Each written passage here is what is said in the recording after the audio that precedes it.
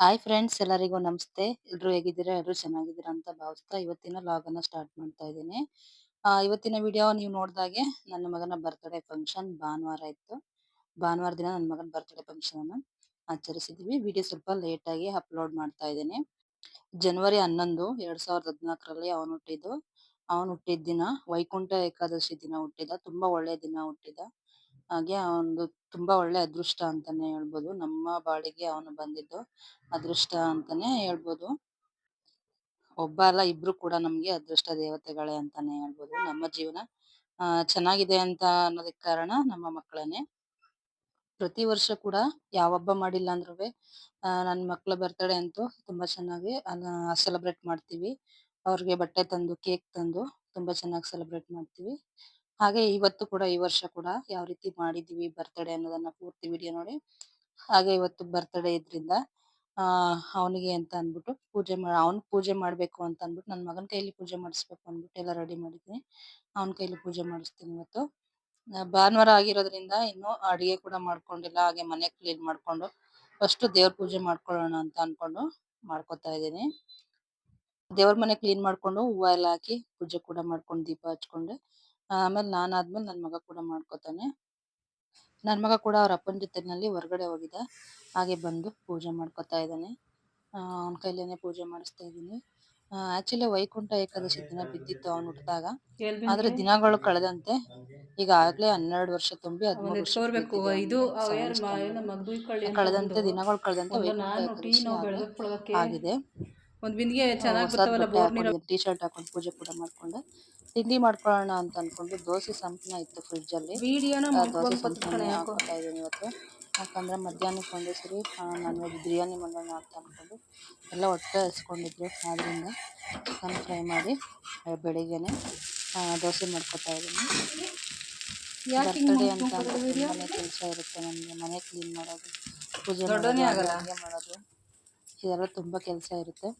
ಅದಕ್ಕೋಸ್ಕರನೇ ದೋಸೆನೆಲ್ಲ ಹಾಕಿಟ್ಬಿಡ್ತಾ ಇದ್ದೀನಿ. ಇದ್ರ ಜೊತೆಗೆ ಫ್ರೈ ಕೂಡ ಮಾಡಿಟ್ಕೊಂಡಿದ್ದೀನಿ. ಬಿರಿಯಾನಿ ಒಂದೇ ಸರಿ ಮಾಡ್ಕೊಬಿಟ್ಟಿದ್ದೀನಿ ಫ್ರೈನ.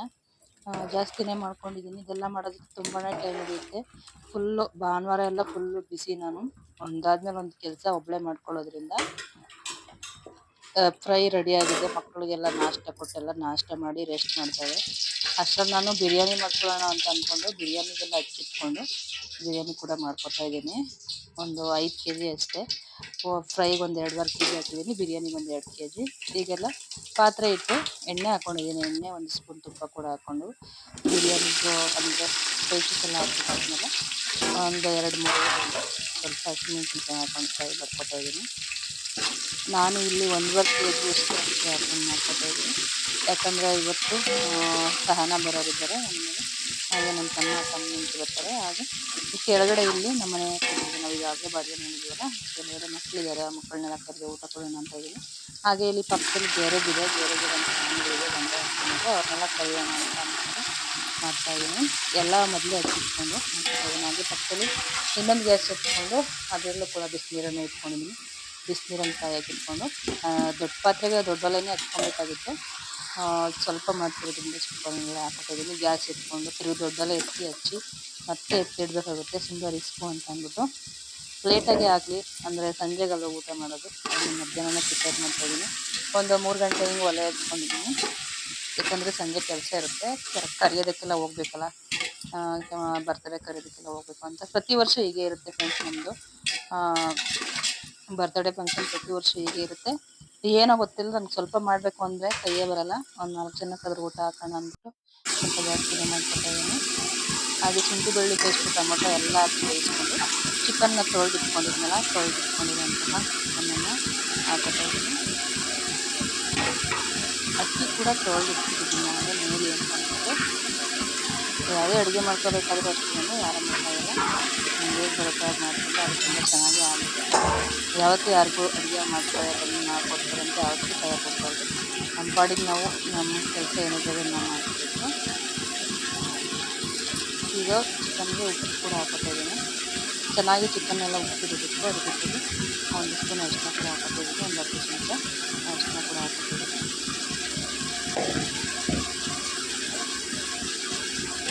ಚೆನ್ನಾಗಿ ಮಿಕ್ಸ್ ಮಾಡಿ ಇದನ್ನು ಶುಂಠಿ ಬೆಳ್ಳುಳ್ಳಿ ಜೊತೆ ಚೆನ್ನಾಗಿ ಬೇಯಿಸ್ಕೋಬೇಕು. ಇದಕ್ಕೆ ಕೊತ್ತಂಬರಿ ಪುದೀನ ಹಸಿಮೆಣಸಿನಕಾಯಿ ಕೂಡ ರುಬ್ಬಾಕ್ತಾರೆ. ತುಂಬ ಟೇಸ್ಟ್ ಆಗುತ್ತೆ ಚೆನ್ನಾಗಿ. ಸ್ವಲ್ಪ ರೆಡ್ ಕಲರ್ ಬಿರಿಯಾನಿ ಮಾಡ್ಕೊಳ್ಳೋಣ ಅಂತ ಅಂದ್ಕೊಂಡಿದ್ವಿ. ಅದಕ್ಕೆ ನಾನು ಕೊತ್ತಂಬರಿ ಸೊಪ್ಪನ್ನೆಲ್ಲ ಹೆಚ್ಚಾಕ್ಬಿಟ್ಟು ರುಬ್ಬಾಕೋತಾ ಇಲ್ಲ.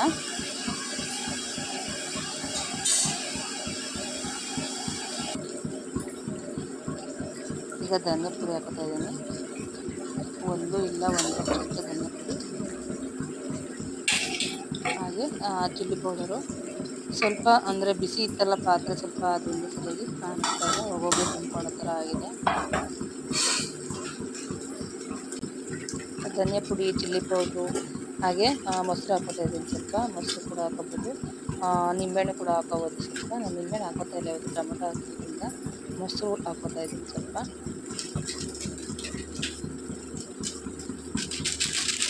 ಇವಾಗ ಇದಕ್ಕೆ ಒಂದು ಸ್ವಲ್ಪ ಗರಂ ಮಸಾಲೆನ ಹಾಕ್ತಾ ಇದ್ದೀನಿ. ನಾನು ಬಳಸ್ತಾ ಇರೋದಿಲ್ಲಿ ನೋಡಿ ತೇಜು ಮಸಾಲ, ಚಿಕನ್ ಬಿರಿಯಾನಿ ಮಸಾಲ ಬಳಸ್ತಾ ಇದ್ದೀನಿ. ತೇಜು ಚಿಕನ್ ಮಸಾಲ ಪೇಸ್ಟನ್ನು ಬಳಸ್ತಾ ಇದ್ದೀನಿ, ಬಿರಿಯಾನಿ ಪೇಸ್ಟನ್ನು. ಒಂದು 2 ಪ್ಯಾಕೆಟು ಬಿರಿಯಾನಿ ಪೇಸ್ಟನ್ನು ಹಾಕೋತಾ ಇದ್ದೀನಿ. ಮನೇಲೂ ಕೂಡ ಬಿರಿಯಾನಿ ಪೌಡರ್ ಮಾಡಿ ಇಟ್ಕೊಂಡು ಕೂಡ ಬಳಸ್ಕೋಬೋದು. ಆದರೆ ಸ್ವಲ್ಪ ನಾನು ಬ್ಯುಸಿ ಇದ್ದರಿಂದ ಪೌಡ್ರೆಲ್ಲ ಮಾಡ್ಕೊಳ್ಳಿಲ್ಲ, ಮಾಡಿಟ್ಕೊಬೇಕು ಅದನ್ನು. ಈ ರೀತಿ ಮಸಾಲೆಗಳನ್ನೆಲ್ಲ ಹಾಕ್ಕೊಂಡು ಚಿಕನನ್ನು ಚೆನ್ನಾಗಿ ಬಿಟ್ಬಿಟ್ಟು ಇದನ್ನು ಬೇಯೋದಕ್ಕೆ ಬಿಡಬೇಕು. ಚೆನ್ನಾಗಿ ಚಿಕನಲ್ಲಿ ನೀರು ಕಡಿಮೆ ಆಗಬೇಕು, ಅಲ್ಲಿವರೆಗೂ ಬೇಯೋದಕ್ಕೆ ಬಿಡಬೇಕು. ಆ ಟೈಮಲ್ಲಿ ಸ್ವಲ್ಪ ತಳ ಹಿಡಿಸುತ್ತೆ, ಕೆತ್ಕೊತಾ ಇರಬೇಕು.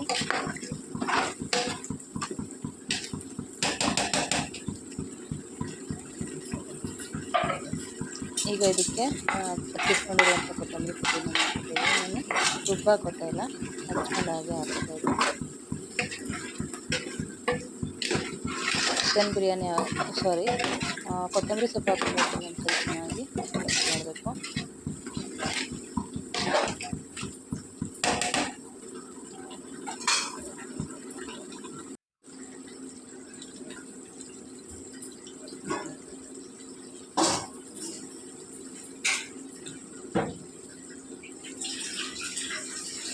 ಚಿಕನ್ ಎಲ್ಲ ಚೆನ್ನಾಗಿ ಬೆಂದಾದ್ಮೇಲೆ ಅಕ್ಕಿನ ತೊಳೆದು ಒಂದ್ಸರಿ ತೊಳೆದೋದನ್ನು ನೆನೆಸಿಟ್ಕೊಂಡಿದ್ದೆ. ನೆನೆಸಿಟ್ಕೊಂಡಿರೋ ಅಕ್ಕಿನ ಹಾಕ್ತಾ ಇದ್ದೀನಿ. ನೀರನ್ನು ಚೆನ್ನಾಗಿ ಕುದಿಯೋದಕ್ಕೆ ಇಟ್ಟಿದ್ದೀನಿ. ನಾನು ಸಣ್ಣ ನೀರಲ್ಲೇ ಮಾಡ್ಕೊತಾ ಇದ್ದೀನಿ, ಅಂತ ಮಾಮೂಲಿ ನಾವು ಗ್ಯಾಸೆಲ್ಲ ಮಾಡ್ಕೊತಾ ಇದ್ದೀನಿ. ಅದು ದೊಡ್ಡ ಒಲೆ ಹಾಕ್ಕೊಂಡಿಲ್ಲ, ಅದರಿಂದ ನೀರನ್ನು ಫಸ್ಟೇ ಕುದಿಯೋದಕ್ಕೆ ಇಟ್ಟಿದ್ದೀನಿ, ಬೇಗ ಅನ್ನ ಆಗುತ್ತೆ ಅಂತ. ಒಂದ್ಸರಿ ಅಕ್ಕಿ ಹಾಕ್ಕೊಂಡಾದ್ಮೇಲೆ ಮಸಾಲೆ ಚೆನ್ನಾಗಿ ಮಿಕ್ಸ್ ಮಾಡ್ಕೋಬೇಕು. ಚೆನ್ನಾಗಿ ಮಿಕ್ಸ್ ಮಾಡೋದ್ರಿಂದ ಚೆನ್ನಾಗಿ ಅನ್ನ ಟೇಸ್ಟ್ ಬರುತ್ತೆ ಆಗುತ್ತೆ.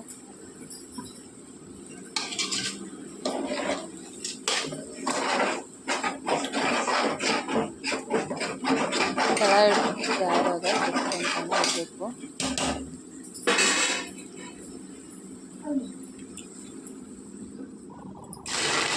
ಈಗ ನೀರನ್ನು ಕುದಿಯೋದಕ್ಕೆ ಇಟ್ಟಿದೆ. ನಾನು ನೀರೇನು ಅಳತೆ ಮಾಡ್ಕೊಂಡಿಲ್ಲ, ಅಂದರೆ ಕಣ್ಣಳತೆನೆಲ್ಲ ಹಾಕೋತೀನಿ. ಇಷ್ಟಕ್ಕೆ ಎಷ್ಟು ನೀರು ಬೇಕಾಗುತ್ತೆ ಅಂತ ಇಷ್ಟೊಂದು ಮಾಡಿದ್ದೀನಿ ನಾನು. ರಾಯಕ್ಕೆ ಬರ್ತಾನೇನು ಬೇಯಿಸ್ಕೊಬೇಕಾಗುತ್ತೆ. ಅಲ್ಲಿ ಕೆಳಗಡೆ ಮನೆ ಹುಡುಗರು ತಿಂದರು, ಕೆಳಗಡೆ ಮನೆ ಹುಡುಗರು.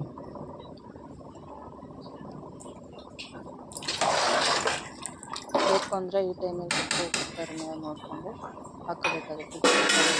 ಸ್ವಲ್ಪ ಚಿಲ್ಲಿ ಪೌಡರ್ ಬೇಕಾದರೆ ಆ್ಯಡ್ ಮಾಡ್ಕೋಬೋದು. ಒಂದು ಅರ್ಧ ನಿಂಬೆಹಣ್ಣು ಕೂಡ ಹಾಕೋಬೋದು. ನಿಂಬೆಹಣ್ಣು ಹಾಕಿದ್ರು ಕೂಡ ಟೇಸ್ಟಾಗಿ ಚೆನ್ನಾಗಿರುತ್ತೆ. ನೋಡಿ ನೀರೆಲ್ಲ ಹಾಕಿದ್ಮೇಲೆ ಒಂದು ಮುಚ್ಚಳವನ್ನು ಮುಚ್ಚಿ ಬೇಯಿಸ್ಕೊಂಡ್ಬಿಟ್ಟಿದ್ದೀನಿ.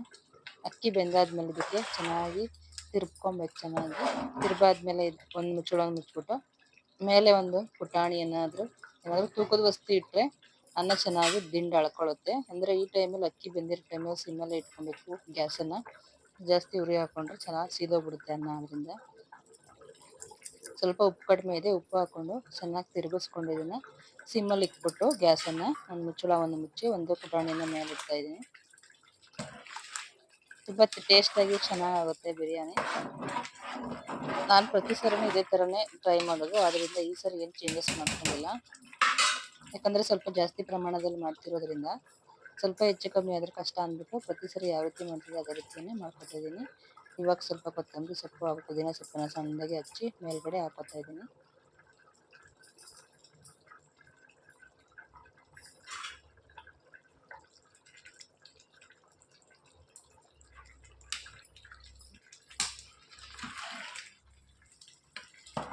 ಅನ್ನ ಸ್ವಲ್ಪ ಚೆನ್ನಾಗಿ ಬೆಂದಬೇಕು, ದಿಂಡೆಲ್ಲ ಚೆನ್ನಾಗಿ ಹುರ್ಕೊಂಡಾದ್ಮೇಲೆ ಇದನ್ನ ಹಳ್ಳದಕ್ಕೆ ಬಿಡಬೇಕು. ನೋಡಿ ಈಗ ಅನ್ನ ಆಗಿದೆ, ಚೆನ್ನಾಗಾಗಿದೆ ಅನ್ನ ಎಲ್ಲ ಚೆನ್ನಾಗಿ ಅಳ್ಕೊಂಡಿದೆ ಕೂಡ, ಕರೆಕ್ಟಾಗಿ ನೀರು ತಗೊಂಡಿದೆ. ಎಷ್ಟು ಇರಬೇಕು ಅಷ್ಟನ್ನೇ ಹಾಕೊಂಡಿದ್ದೀನಿ. ಕಲರ್ ಆಗಿ ತುಂಬಾನೇ ಚೆನ್ನಾಗಿದೆ. ಇನ್ನೊಂದು ಸ್ವಲ್ಪ ಅದು ಬಿಸಿ ಇರಲಿ ಅಂತ ಅಂದ್ಬಿಟ್ಟು ನಾನು ಕುಟ್ಟಾಣಿನ ಇಡ್ತಾ ಇದ್ದೀನಿ. ಸ್ವಲ್ಪ ತೂಕ ಇದ್ರ ಮೇಲೆ ಸ್ವಲ್ಪ ಬಿಸಿಯಾಗಿರುತ್ತೆ ಅನ್ನ ಅಂದ್ಬಿಟ್ಟು. ಹಾಗೆ ನನ್ನ ಮಗನೂ ಕೂಡ ಹೊಸ ಬಟ್ಟೆ ತಂದಿದ್ನಲ್ಲ, ಬ್ರೈಟ್ನೆಸ್ ಅದೇ ಅವನು ಅದು ಕೂಡ ಯಾಕೋ ರೆಡಿಯಾಗಿ ಮಂಕ್ ಬರ್ತದೆ ಸ್ವಲ್ಪ. ಹೊರಗಡೆ ಮನೆ ಪಕ್ಕದ ಮನೆ ಹುಡುಗನ ಕರೆದಿದ್ದೆ.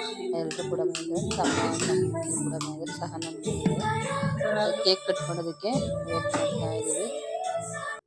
ನಮ್ಮ ಮನೆಯವರು ಕರಿತಾ ಇದ್ದಾರೆ ನನಗೆ ಕೇಕ್ ಕಟ್ ಮಾಡೋದಕ್ಕೆ. 2 ಕೇಕನ್ನು ತರಿಸಿದ, ಒಂದು ಪೈನಾಪಲ್ ಕೇಕು, ಮತ್ತೊಂದು ಬಟರ್ ಸ್ಕಾಚ್ ಕೇಕು ಅಂತ 2 ಕೇಕ್ ತರಿಸಿದ್ದು. ಅವನಿಗೆ ಯಾವ್ದು ಇಷ್ಟ ಆಗುತ್ತೋ ಅದೇ ಕೇಕನ್ನು ತರಿಸ್ತೀವಿ. ತುಂಬ ಸಿಂಪಲ್ ಆಗಿನೇ ಮಾಡ್ಕೊಂಡು, ಏನು ಗ್ರ್ಯಾಂಡಾಗಿ ಏನು ಮಾಡ್ಕೊಂಡಿಲ್ಲ. ಸಿಂಪಲ್ ಆಗಿ ಇದೇ ರೀತಿನೇ ಮಾಡೋದು ನಾವು. ಅಂದರೆ ಒಂದು 3 ವರ್ಷ ಸ್ವಲ್ಪ ಗ್ರ್ಯಾಂಡಾಗಿ ಮಾಡಿದ್ವಿ, ಆಮೇಲೆ ದೊಡ್ಡವ್ರು ಆಗ್ತಾ ಇದ್ವಿ ಸ್ವಲ್ಪ ಗ್ರ್ಯಾಂಡ್ ಎಲ್ಲ ಕಡಿಮೆ ಮಾಡಿ ಸಿಂಪಲ್ ಆಗಿ ಮಾಡ್ಕೊತಾ ಇದ್ವಿ. ಪ್ರತಿ ವರ್ಷ ನೆನಪಿಸ್ತೀವಲ್ಲ ಇವತ್ತು ಮಾಡ್ತಾ ಇದ್ದೀವಿ. ಇವಾಗ ಸ್ವಲ್ಪ ಯಾರು ಇಲ್ಲ ಅಂದರೆ ದೊಡ್ಡವರಾದ್ರೂ ತುಂಬ ಚೆನ್ನಾಗಾಯ್ತು ಬರ್ತಡೇ ಎಲ್ಲಾನು. ಸ್ಪ್ರೇಲಿ ಕೇಕ್ ಕಟ್ ಮಾಡೋ ಟೈಮೆಲ್ಲ ಕರೆಂಟ್ ಹೋಯ್ತು. ನೋಡಿ ನೀವು, ಕರೆಂಟ್ ಟೈಮಲ್ಲಿ ಆಮೇಲೆ ಸ್ವಲ್ಪ ಬ್ಯಾಟ್ರಿ ಹಾಕೊಂಡು ಕೇಕ್ ತಿನ್ನಿಸ್ದೆ ನನ್ನ ಮಗನಿಗೆ. ವಿಡಿಯೋ ಮಾಡ್ತಾ ಇದ್ದೀನಿ. ಚೆನ್ನಾಗಿ ಬಂತು. ಆ ಹುಡುಗನೆಲ್ಲ ಫೋಟೋ ತೆಗ್ಸಿದ್ದೀನಿ. ಸ್ವಲ್ಪ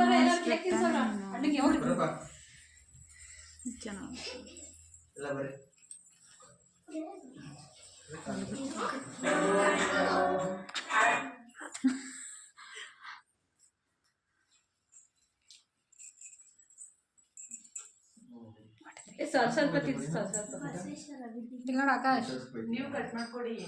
ಸ್ವಲ್ಪ ಸ್ವಲ್ಪ ಕಟ್ ಮಾಡ್ಕೊಡಪ್ಪ. ಅದ್ರಲ್ಲೇ ತಿನ್ಸ್ರಿ ಅವರು. ಆಯ್ತು. ಕಟ್ ಮಾಡಲ್ಲ, ನಾನು ತಟ್ಟೆಗೆ ಹಾಕ್ಲಾ? ಹಾಕು. ಮತ್ತೆ ನೀನು ತಿನ್ಸು, ಹೋಗು.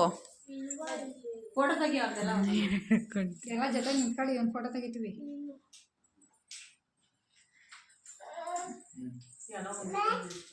ಬರ್ದೆ ನಿಂತಿದ್ರು, ಈ ಕಡೆ ಬಾ ಪಪ್ಪ. ನೋಡಿ ಈ ಕಡೆ ಇಲ್ಲಿ ನೋಡು ಮುಂದೆ. ಈಗ ಹಂಗೆ ಹೇಳಿ ಹಾಕಸ್ಕೊಂಡು ಮುಟ್ಕಿಸಿ ಹಂಗೆ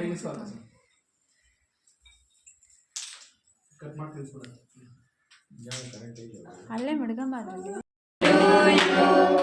Happy birthday to you. Happy birthday to you. Happy birthday to you.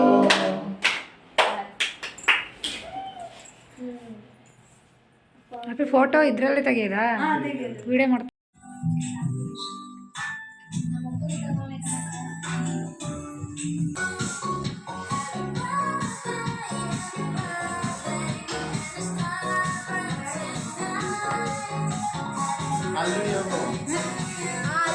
ಎಲ್ಲ ಕಾತ್ಲೆ ಕಣೋ.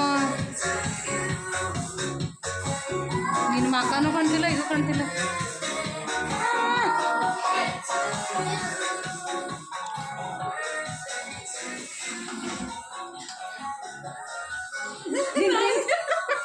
ನೀನು ರಿಂಗ್ ಲೈಟ್ ಹಿಡಿ. ನಿನ್ನ ಮಕ್ಕನೇ ಕಾಣ್ತ.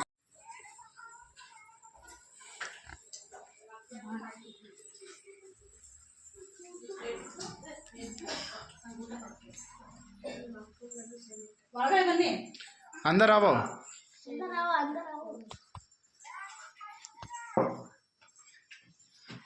खाना खाएगा लेके जाएगा ಊಟ ಮಾಡಾಯ್ತಾ ನೀನು लेके जाएगा ಎತ್ಕೊಂಡು ಹೋಯ್ತಾರಂತೆ ಕೊಡು ತಿನ್ಕೊಂಬಿಡೋದು ಚೀಚಿನ ಅವ್ರಿಗೆಲ್ಲ ಊಟ ಕೊಡಕ್ಕೇನೆ ಓಯ್ ಇಬ್ರಿಗೂ ಹಾಕೊಟ್ಬಿಡೋದು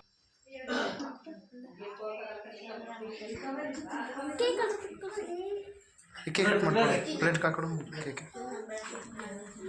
ಮುಂದ್ಗಡೆ ಐತಲ್ಲ ಅದು ಕೊಡು ಎದ್ರಕೋತಾವಂತೆ ಇಷ್ಟು ಬರ್ತ್ಡೇ ಆಗಿತ್ತು ಫ್ರೆಂಡ್ಸ್. ಹಾಗೆ ಬರ್ತ್ಡೇಗೆ ನಮ್ಮ ತಮ್ಮ ಅವರು ಗಿಫ್ಟ್ ಕೊಟ್ಟಿದ್ರು ಮಗನ್ಗೆ. ಅಂದ್ರೆ ಪೆನ್ಗಳು ಕೊಡ್ಸಿದ್ರು, ಅದನ್ನ ಓಪನ್ ಮಾಡಿ ತೋರಿಸ್ತಾ ಇದ್ದಾರೆ. ಪೆನ್ಗಳನ್ನ ತಂದ್ಕೊಟ್ಟಿದ್ದಾನೆ. ಓದೋ ಮಕ್ಳಿಗೆ ಪೆನ್ನು ಇಲ್ಲ ಪೆನ್ಸಿಲ್ ಈ ತರ ಕೊಡ್ಸಿದ್ರೆ ತುಂಬಾನೇ ಖುಷಿ ಆಗುತ್ತೆ. ನನ್ ಮಗ ಏನ್ ತಂದಿದ್ದಾನೆ ಅಂತ ಮಾಮ ಏನ್ ತಂದಿದ್ದಾನೆ ಅಂತ ಬಿಚ್ಚಿ ನೋಡ್ತಾ ಇದ್ದಾನೆ.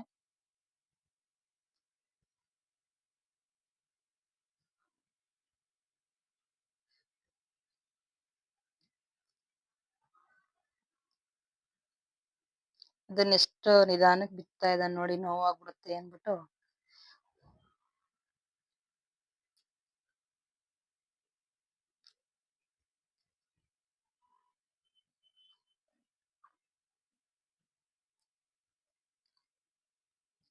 ಪೆನ್ಗಳು ಎಲ್ಲ ತುಂಬಾನೇ ಚೆನ್ನಾಗಿದೆ ಪೆನ್ಗಳಂತೂ. ಪೆನ್ಗಳನ್ನೇ ಗಿಫ್ಟ್ ತರ ಪ್ಯಾಕ್ ಮಾಡಿ ತಂದ್ಬಿಟ್ಟಿದ್ದಾನೆ. ಅವನ್ಗೆ ಖುಷಿ ಪೆನ್ಗಳನ್ನ ನೋಡು, ಅವ್ನ್ಗೆ ಯಾವ್ಯಾವ ಇಷ್ಟ ಆತರ ಪೆನ್ಗಳನ್ನ ಸೆಲೆಕ್ಟ್ ಮಾಡಿ ತಂದಿರೋದು. ತುಂಬಾನೇ ಚೆನ್ನಾಗಿತ್ತು ಪೆನ್ ಎಲ್ಲಾನು. ಹಾಗೆ ಬರ್ತ್ಡೇಗೆ ಅಂತ ಅಂದ್ಬಿಟ್ಟು ಸಹನಾ ಬಟ್ಟೆ ತಂದಿದ್ಲು ನನ್ ಮಗನ್ಗೆ. ಅದೇ ಅವ್ನು ಹಾಕೊಂಡಿದ್ದಾನೆ ಟಿ ಶರ್ಟ್, ತುಂಬಾನೇ ಚೆನ್ನಾಗಿತ್ತು. ಹಾಗೆ ನನ್ನ ತಮ್ಮ ಸ್ವೆಟರ್ ತಂದಿದ್ದಾನೆ ಇಬ್ರಿಗೂನು. ತುಂಬಾನೇ ಸ್ಮೂತ್ ಆಗಿ ಚೆನ್ನಾಗಿದೆ ಸ್ವೆಟರ್, ಕಲರ್ ಕಾಂಬಿನೇಷನ್ ಎಲ್ಲ ತುಂಬಾನೇ ಚೆನ್ನಾಗಿದೆ. ಇದಾಗಿತ್ತು ಫ್ರೆಂಡ್ಸ್ ಇವತ್ತಿನ birthday vlog. Thank you so much. Video ನೋಡಿದ್ದಕ್ಕೆ ಧನ್ಯವಾದಗಳು.